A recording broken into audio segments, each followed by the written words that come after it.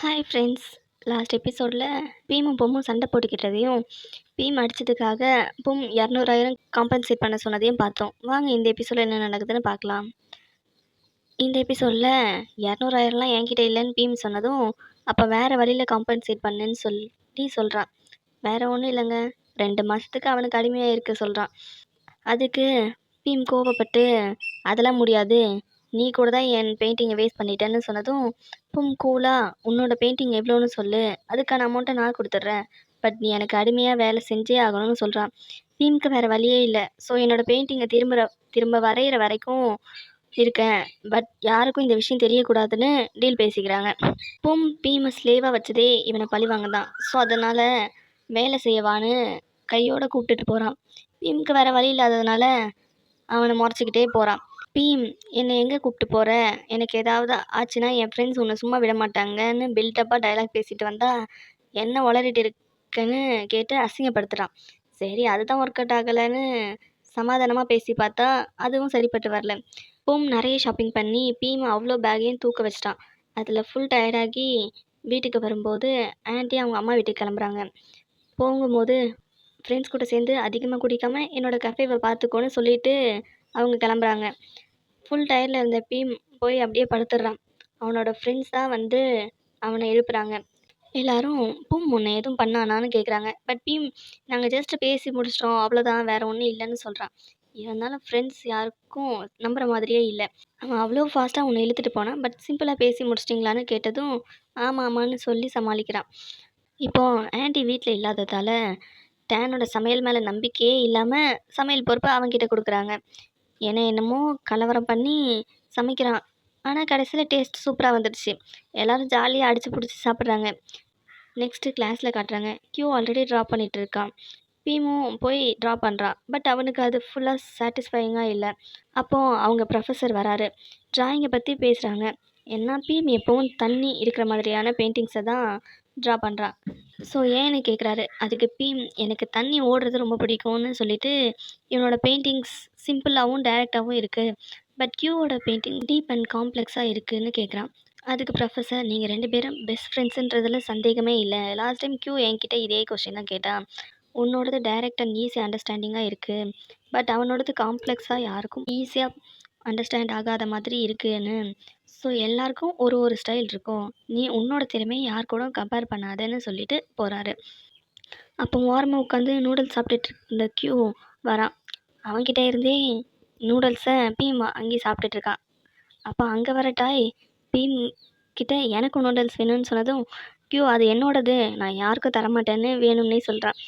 அப்படியே பேசிகிட்டு இருக்கும்போது தான் டாயோட ஃப்ரெண்ட் சொல்கிறான், டாய் ஆக்சுவலி மெடிசன் படிக்க தான் பிளான் பண்ணிட்டு இருந்தான்னு. உடனே கியூவும் அப்புறம் எப்படி ஆர்ட்ஸ் டிபார்ட்மெண்ட்க்கு வந்தேன்னு கேட்குறான். அப்போ ஒரு குட்டி ஃப்ளாஷ்பேக். டாய் ஸ்கூல் படிக்கும்போது அவன் ரெகுலராக போகிற கஃபேயில் இருந்து படிச்சுட்ருக்கான். கஃபே ஓனரும் நீ மெடிசன் படிக்க போறியான்னு கேட்குறாரு. டாயும், எனக்கு பிடிச்சது என்னன்னு எனக்கு இன்னும் தெரியலை, எதுலேயும் நான் பெஸ்ட்டாகவும் இல்லை, ஸோ அதனால் எங்கள் அம்மாவுக்கு பிடிச்ச மாதிரியே நான் மெடிசன் படிக்க ப்ரிப்பேர் பண்ணுறேன்னு சொல்கிறான். அப்போ அங்கே ஸ்கூல் படிச்சுட்டு இருந்தால் கியூ வரான். ரொம்ப ஃப்ரீயாக ஜாலியாக ஹெட்செட்டில் பாட்டு கேட்டுகிட்டே ட்ரா பண்ணுறான். அவனை பார்க்கும்போது டாய்க்கும் ஹாப்பியாக இருக்குது.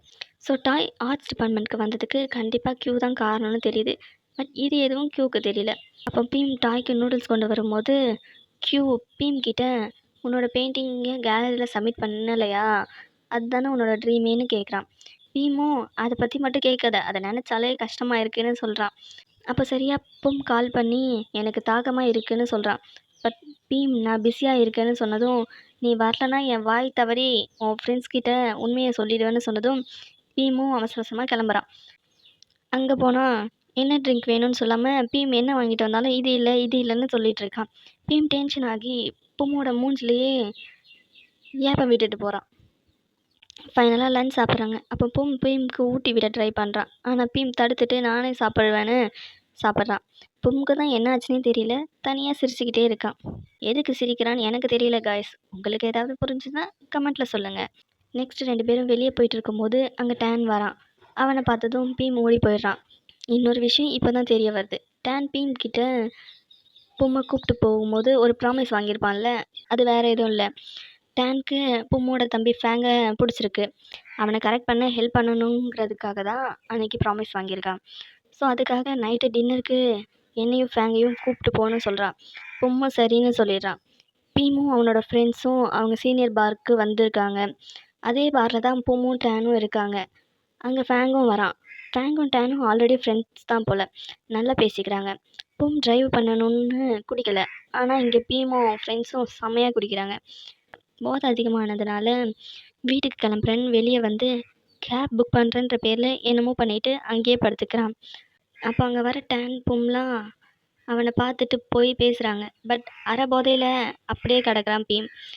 அப்போ ஃபேங் பொம் கிட்ட நீ பீமை கூப்பிட்டுட்டு போ, நாங்கள் கேபில் போய்க்கிறோன்னு சொன்னதும் ஃபேங் கூட தனியாக இருக்கணும்னு டேனும் ஆமாம்மா நீ பீமை கூப்பிட்டு போ அப்படின்னு சொல்கிறான். சரின்னு பீமை காரில் உட்கார வச்சுட்டு போகிறாங்க. அதுக்கப்புறம் பொம் கிட்ட ஒரு குட்டி பையன் வந்து ரோஸ் வாங்கிக்கங்கன்னு சொல்கிறான். பட் பொம் எனக்கு பிடிக்காதுன்னு வேணான்னு சொல்கிறான். அதுக்கு அந்த பையன் பீமை காட்டி உங்கள் பாய் ஃப்ரெண்டுக்கு வாங்கி கொடுங்கன்னு க்யூட்டாக சொன்னதும் பொம் எல்லா பூவையும் வாங்கிக்கிறான். ஆனால் அந்த வாண்டு சரியான பிஸ்னஸ் மைண்டட் போல். இந்த பூ காலி ஆயிடுச்சு, இன்னும் கொஞ்சம் பூ கொண்டு வாங்கன்னு சொல்கிறான். இதே டைலாகை பேசி பேசி சேல்ஸ் பண்ணுறான் போல். பொம்மும் வாங்கின ரோஸை வச்சுட்டு பீம் கிட்ட போய் சீட் பெல்ட் போட்டு விடுறான். பொம்மோட மனசுக்குள்ளே லைட்டாக பட்டாம்பூச்சி பறந்துருக்கும்னு நான் நினைக்கிறேன். இங்கே ஃபேங்கும் டேனும் கேப்க்கு வெயிட் பண்ணிட்டு இருக்காங்க. அப்போ ஃபேங் பீமை பற்றி கேட்குறான். டேனும் பீமை பற்றி சொல்லிவிட்டு அவனை பற்றி மட்டும்தான் தெரிஞ்சுக்கிறோமா, என்னை பற்றி தெரிஞ்சுக்க வேணாமான்னு டேன் ஃப்ளர்ட் பண்ண ஃபேங்கும் சிரிக்கிறான். இதை பார்த்தா டேனுக்கு கிரீன் சிக்னல் தான் போல். தென் கேப் வரவும் 2 பேரும் ஏறி போகிறாங்க. கேப்லேயும் டேன் வேணும்னே திரும்ப திரும்ப ஃபேங் தோளில் போய் சாஞ்சிக்கிறான். இவன் பண்ணுறதெல்லாம் பார்த்தா ஃபேங்க்கு சிரிப்பு தான் வருது. 2 பேரும் ஒன்றா இருக்காங்க. 3rd பேர் எங்கடான்னு யோசிக்கும் போதே அவங்களே காட்டுறாங்க. டாய் போதையில் கியூவோட மடியில் படுத்துக்கிறான். டாய் க்யூட்டாக பண்ணுறதெல்லாம் பார்த்து கியூ ஸ்மைல் பண்ணுறான். போதையிலையும் கியூ ஸ்மைல் பண்ணுறத டாய் கரெக்டாக சொல்கிறான். பொம் பீமை அவனோட வீட்டுக்கு கூப்பிட்டு வந்துடுறான். பீம் அப்பவும் பொம் வாங்கின ரோஸை பத்திரமா பிடிச்சிக்கிறான். இவங்க போய் காலிங் பெல் அடித்தா பீமோட ஆன்ட்டி கஃபேக்கு கஸ்டமர்னு நினச்சி கடையை மூடியாச்சுன்னு சொல்கிறாங்க. அப்போ பீமை கூப்பிட்டு வந்திருக்கேன்னு சொன்னதும் வந்து ரூமுக்கு கூப்பிட்டு போகிறாங்க. ஆனால் என்ன நடந்தாலும் பீம் அந்த பூவை மட்டும் விடுற மாதிரி இல்லை. பொம் கிட்ட பீமை பார்த்துக்க சொல்லிட்டு ஆன்ட்டி போகிறாங்க. அப்போ பீம் ஏதோ சொல்கிறான். அதை பொம் கிட்ட போய் கேட்குறான். ஸ்லோவாக பீமும் கிட்ட வந்து உனக்கு ஷார்ப்பான நோஸ் இருக்குது, அழகான கண் இருக்குது, ஹேண்ட்ஸமான ஃபேஸ் இருக்குது, ஆல்மோஸ்ட் கிஸ் பண்ணுற மாதிரி கிட்ட வந்து, ஆனால் நீ மட்டும் ஏன் இப்படி எரிச்சல் விட்ற மாதிரி இருக்கேன்னு சொல்லிட்டு படுத்துக்கிறான். பொம் ஸ்மைல் பண்ணுறத பார்த்தாலே தெரியுது கொஞ்சம் கொஞ்சமாக பீம் மேலே காதலில் விழுறான்னு. இதோட தொடரும்னு போட்டு இந்த எபிசோடை முடிச்சிட்டாங்க. சீக்கிரமாக நெக்ஸ்ட் எபிசோடில் பார்க்கலாம். Bye guys.